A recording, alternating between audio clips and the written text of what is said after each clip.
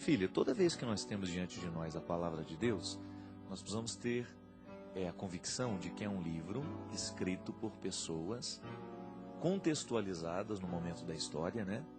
A Sagrada Escritura, ela nasce da história do povo, de maneira muito especial do povo de Israel, e que depois, à medida que o tempo vai passando, essa revelação, nós vamos dando esse poder de se estender a todos os povos. O povo de Israel é um povo eleito, um povo escolhido para ser o legítimo representante dessa humanidade a quem Deus se revela. Primeiro que é muita pretensão a gente querer entender tudo que a Bíblia diz, né? Aí vale uma regra que lá na faculdade a gente chama de hermenêutica, né? Nós não podemos entender o texto fora do contexto. Então toda vez que você ler alguma passagem bíblica, não interprete nunca ao pé da letra.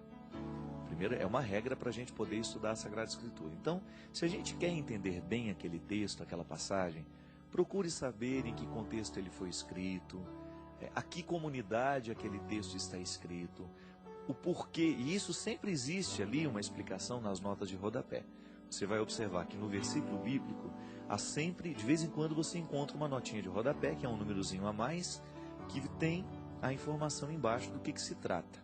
Esse é um jeito muito bom de nós lermos a Sagrada Escritura, porque a nota de rodapé geralmente nos dá o contexto. O texto está ali em cima, a nota de rodapé geralmente diz respeito ao contexto. É uma explicação a mais dos exegetas para nos ajudar, a entender melhor o significado do texto. Tá bem, essa é uma maneira de estudar, é uma maneira de você adentrar o território da Sagrada Escritura sem o risco daquela interpretação ao pé da letra, que pode ser muitas vezes uma interpretação burra, né? Me desculpe o termo, mas é muitas vezes isso. Se você vai interpretar ao pé da letra a Sagrada Escritura, você tem justificativa até para assassinar o seu irmão.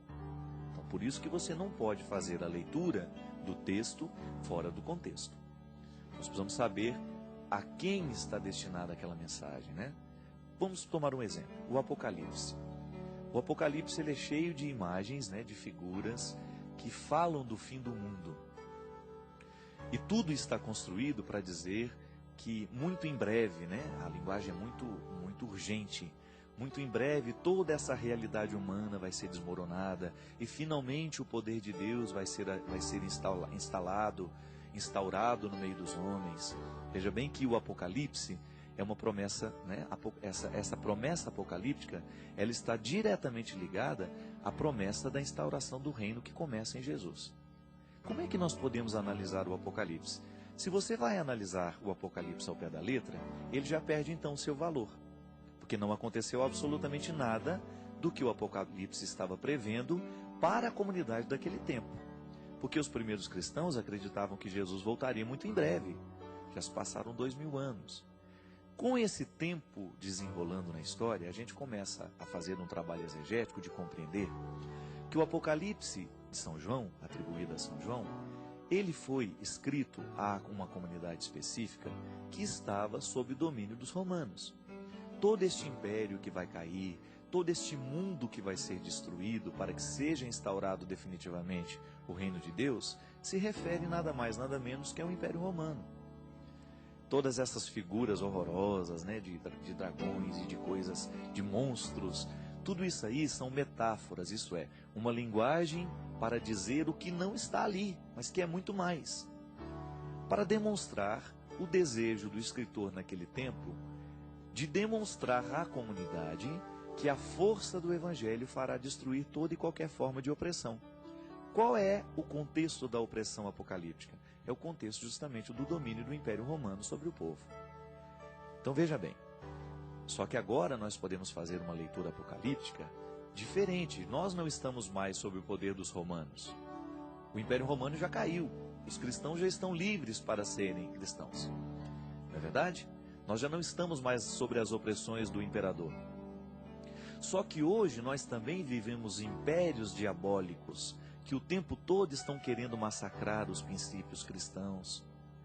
Nós estamos o tempo todo vivendo a partir de filosofias ateias, como você vê, por exemplo, a tentativa de legalização do aborto em diversos lugares do mundo, de maneira especial no Brasil, a pena de morte, enfim, uma série que a gente não vai discutir o teor dessas questões, uma série de realidades que são contrárias aos princípios da vida que nós cristãos acreditamos. Então, quais são os impérios que precisam cair por terra hoje? O império da injustiça, da desigualdade social, não é verdade? O império da desonestidade, da mentira, dessa vergonheira que nós vemos em diversos lugares do mundo, quando os ricos oprimem os pobres, os governantes oprimem os seus governados. Veja bem que nós continuamos no mesmo contexto do Apocalipse, muito embora as nossas opressões não sejam as mesmas do escritor sagrado. Como é que você vai ler o Apocalipse, por exemplo, a ponto dele ajudar a sua vida, minha filha? Você vai começar a identificar quais são os impérios que precisam cair no seu coração. A força do seu coração é movida pelo cristianismo, então você traz todos os princípios do Evangelho norteando a sua ação, a sua conduta. Isso é ser cristão. Não é ir ao culto, não é ir à missa, não é comungar todo domingo, porque isso não é garantia de salvação para ninguém. A garantia de salvação está naquilo que Jesus dizia. Vai chegar um momento em que não vai ser em Jerusalém, não vai ser neste monte, mas o verdadeiro adorador, isso é, o verdadeiro seguidor, adorará em espírito e em verdade. Isso é, onde eu estiver, ali todo o reino de Deus estará legitimamente representado na minha pessoa, na minha humanidade.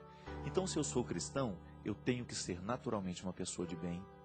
Eu não posso querer o mal dos outros. Eu não posso ficar tramando contra os outros. Eu não posso esparramar a mentira pelo mundo. Eu não posso ser mais um propagador da infidelidade, da desonestidade. Não, porque eu assumi o compromisso de ser cristão. E eu levo essa igreja inteirinha de Jesus Cristo no meu comportamento. Eu dou testemunho de que eu sou um seguidor de Jesus. Cada vez que eu olho com maldade para alguém, desejo o mal daquela pessoa e até arquiteto uma maldade para ela, eu estou legitimando o poder dos impérios que o Apocalipse condena na minha vida e em mim. Veja bem que o ser humano é um território do sagrado. Eu sou o tempo todo um legítimo representante do sagrado. Mas se eu também me descuido, eu me torno um legítimo representante do diabólico. Não é assim? Então, no momento em que você, por exemplo, Eliana, vai fazer uma leitura da Sagrada Escritura, você precisa descobrir que essa leitura foi escrita, este texto foi escrito para falar a um povo de um tempo, e que ainda hoje ele continua falando a você de uma maneira diferente, porque o texto não mudou, mas o contexto foi modificado. O contexto daquela época em que o texto está inserido é um contexto diferente do que você está hoje. Mas essa palavra de Deus continua falando a você. Por isso ela é sagrada. Tem um professor que eu respeito muito, o Padre André Vital, lá do Recife, que foi também da minha congregação durante muito tempo.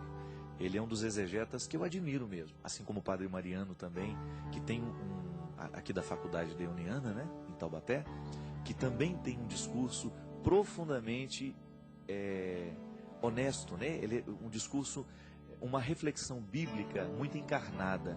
As aulas do Padre Mariano eram sempre aulas que traziam a Sagrada Escritura para a nossa realidade. Isso é, ele trazia o texto para o nosso contexto. E muitas das coisas que eu falei aqui hoje para vocês, em termos de Sagrada Escritura, Apocalipse, eu aprendi com ele.